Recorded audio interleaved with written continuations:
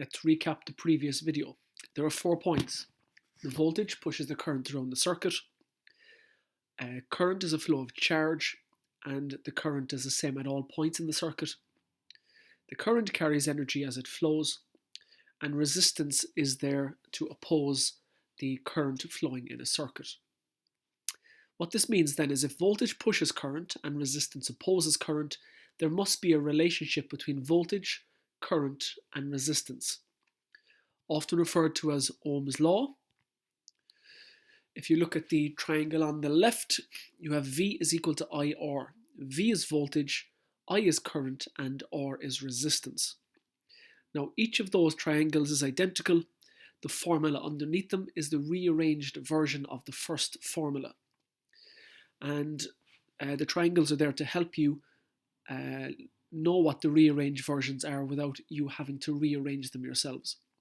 So if, in the first case, if you wanted to calculate the voltage and you knew the current and the resistance, if you covered the V, you covered the thing that you know, V then works out as I next to R, which is I multiplied by R. If we look at the middle triangle, if you're looking to find what the current is, and you have V and R, cover the I with your finger, and you're left with V on top of R in the triangle.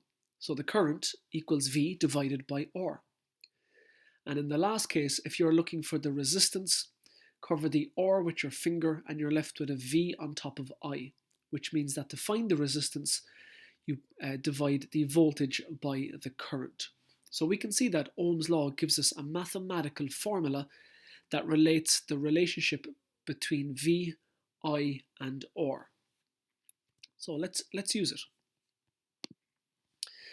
Okay, let me close this.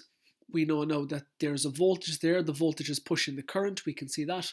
We know that the current at all points in the circuit is the same. It's 2.5 there.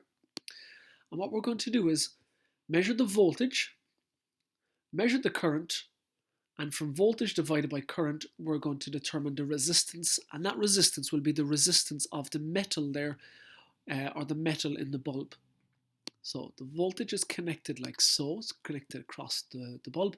There's 25 volts there. The current is 2.5.